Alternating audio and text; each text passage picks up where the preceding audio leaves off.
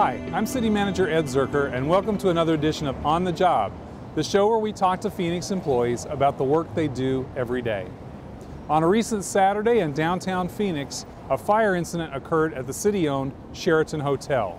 In response, dozens of Phoenix firefighters, police officers, and civilian employees responded, and leading that effort was Acting Assistant Fire Chief Ron Jamison. Ron, thanks for joining me today and talking a little bit about it. So start by telling us about that Saturday. What happened that you got called in? Well, I was off duty and I got a page on my pager, and I basically identified that we had a reported explosions and possible people trapped in an elevator at the Sheraton. So I immediately started heading this way. Yes. Hot call. Yep. Yep. And it's a very big hotel with 1,000 rooms, and we had a major issue going on. We had a fire in the electrical control room, and it was very significant. All right, well, let's go take a look at some of the equipment and talk a little more about what happened here. Okay. So we're here in the command van, which was an important piece of equipment during the Sheraton incident. Tell us how this functions generally and in an incident like that happened. Well, in a normal, a typical fire like a house fire, we would run it out of the front of a pickup truck. So the command officer and his assistant would be in there, and they would manage the call. And this one, when the call gets very complex, there's not enough room in there. So we have a little conference room in here, and we manage 3 different radio channels, all answering this command that handle functions like safety and the operations channel and the staging channel.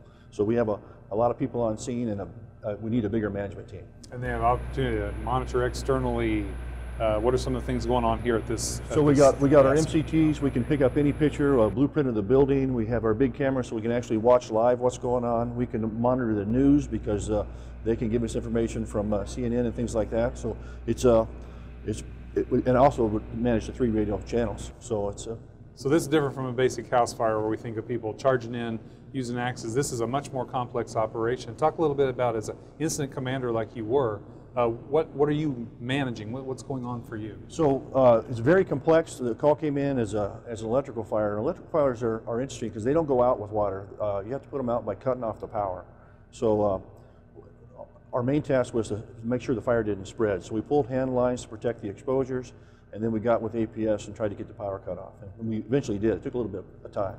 The other part of this that I was impressed with was it was not just firefighting. There was a whole effort for the customers and the clients afterwards. Talk a little bit about that, with police and fire cooperating together. So the call came in at about 10:45. By noon, we had the emergency secured, the elevators down, made sure there was no one trapped. Nobody hurt. Nobody hurt. But we did have about 865 occupied rooms, and the hotel had been evacuated. So we had a lot of people that didn't have their personal belongings, their luggage, things like that. So we set up a system in the stairwells to take firefighters, police officers, and walk up the stairwells and actually retrieve their luggage with them. So it was a whole afternoon of really working with the public to be safe, but not really fighting a fire. Yeah, it was an hour and a half of emergency and 8 hours of customer service. Yeah, well, you guys do a great job at that. Now, Chief, you haven't always been an assistant chief. You've been with the city or been working in fire service for what, 32 years? 32 years. You started at the ground floor. Tell us a little bit about your career. I came on as a firefighter. I went to the hazmat program very early, the hazardous materials program, and I became a special operations a person that worked in special operations, and I stayed there for my career for about 17, 18 years. And special operations does what? Special operations is the group that goes to hazardous materials calls and technical rescue calls, so they go to the strange stuff. Okay. Yeah.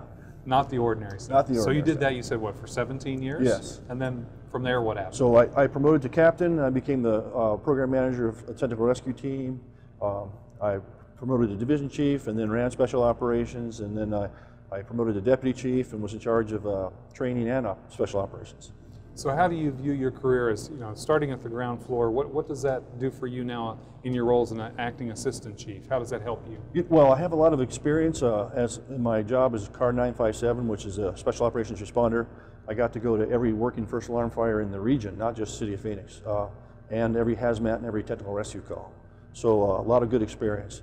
We're also, Special Operations is the home of Arizona Task Force 1, which is one of the 28 national rescue teams, and been experienced the Olympic Park bombings, 9/11, Katrina, various hurricanes around the country. So you were at ground zero after the 9/11 incident. Yes, I was. That's pretty remarkable, and you've seen quite a few disasters in your career. I have. So it's interesting because in the fire service, that's a good thing. For most people, those disasters are a horrible thing. For us, it's what we do, and it prepares us to do it better. Sure. Yeah. Now, as you think about 32 years in the fire service, what kinds of things have changed in those 32 years? The technology, the communications. As we see in this truck, right? Yeah.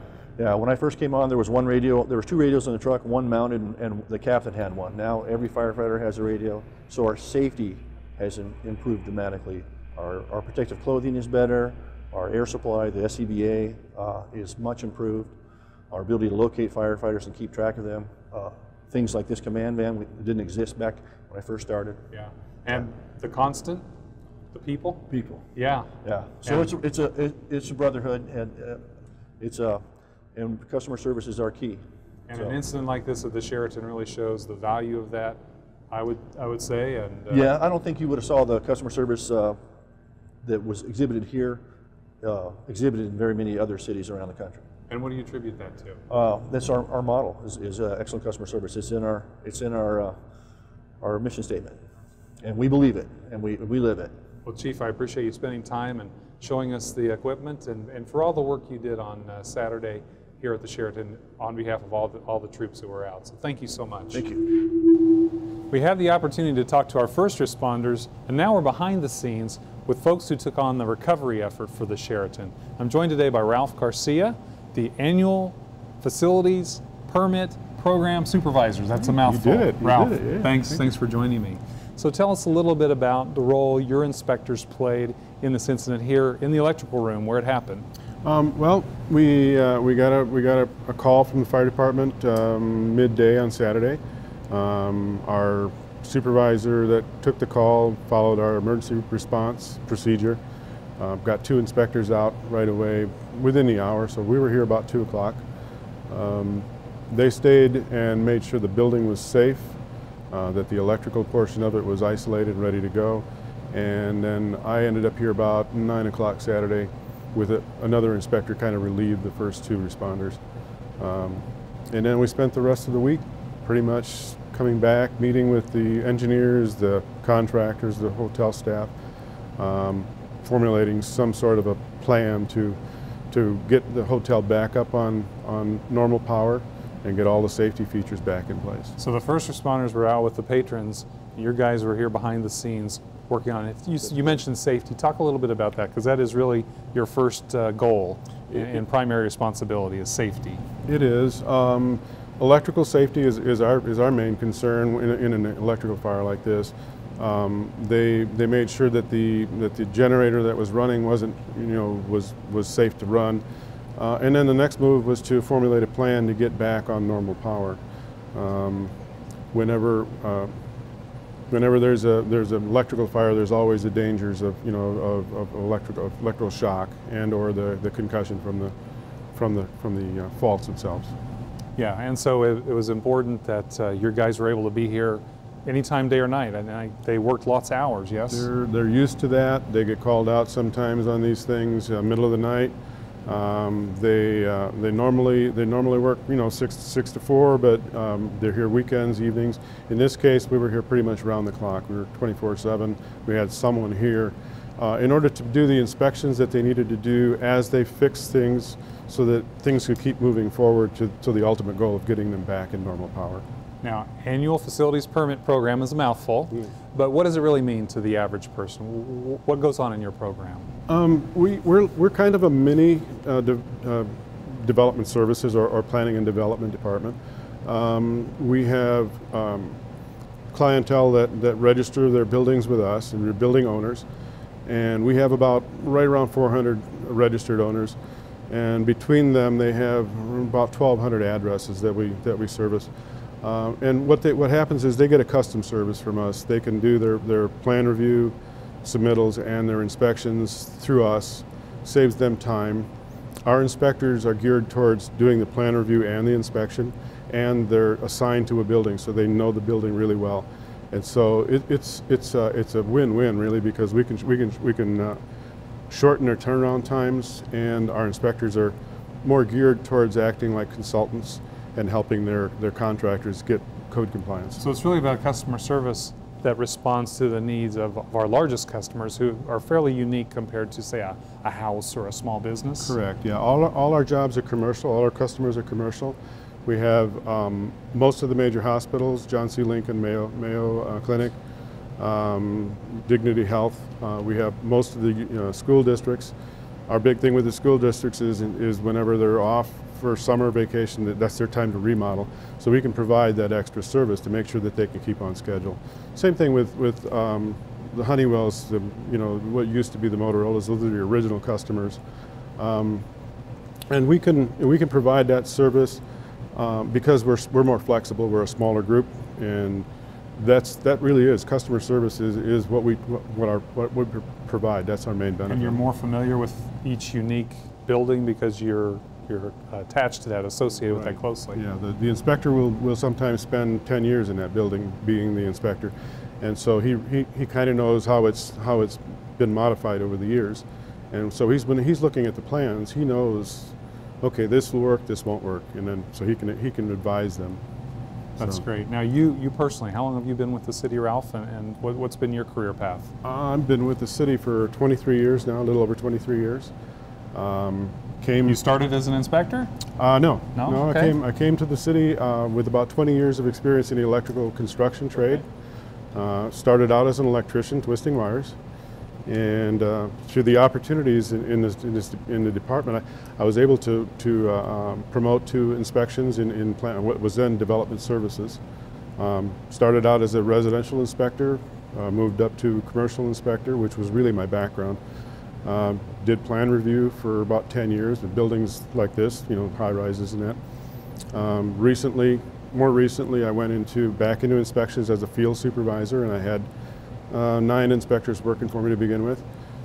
And then 3 years ago, I took over the entire program. Now I'm a supervisor I've got 14 inspectors, building inspectors. I've got 6 elevator inspectors and 3 field supervisors, 3 engineering techs. So you started out at the ground floor, as you said, twisting wires, intimately the work, and you've worked your way for 23 years up to this position. Yeah, it's a great place, and there's a lot of opportunity here. This has just been a great place to work. So I'm sure your employees view you as a role model, or at least your career path as one to model. Talk a little bit about some of the things your employees have in their backgrounds. All of our employees have come from an electrical construction background. We require them to have certifications that show that they've had some schooling in the inspection procedures and in the codes that we expect them to enforce. And the AFP inspectors are senior inspectors. They've been here for a long time. They have a lot of experience. I'm really proud of this group. They work well with our customers. Customer service is our #1 priority. Good. So. Now, responding in the middle of a weekend day or in the middle of the night, some people think that's so tough, but tell us about what's a good day in your world. I don't think I've ever had a bad day. I've been with the city for 23 years, and I have to say I never woke up and didn't want to go to work. There's so much opportunity here, and I'm living proof. I started out, like I say, twisting wires. I'm supervising over 30 people right now, and it's just fun. There's something different every day. Sometimes it's not so good, but it's very, very exciting. It's a fun job. Come in, we serve the public, and we provide a very valuable service, I think. Well, Ralph, thanks for the services you provide and all your employees provide. And thanks for sharing a little bit with us about the AFP program and the work that you guys do. Thanks for joining me today. Thank you, Ed. I want to thank all of our first responders and our recovery team for the work they've done on the Sheraton. I also want to thank the employees of the Sheraton for working so hard to bring this great hotel back online. For On the Job, I'm City Manager Ed Zuercher.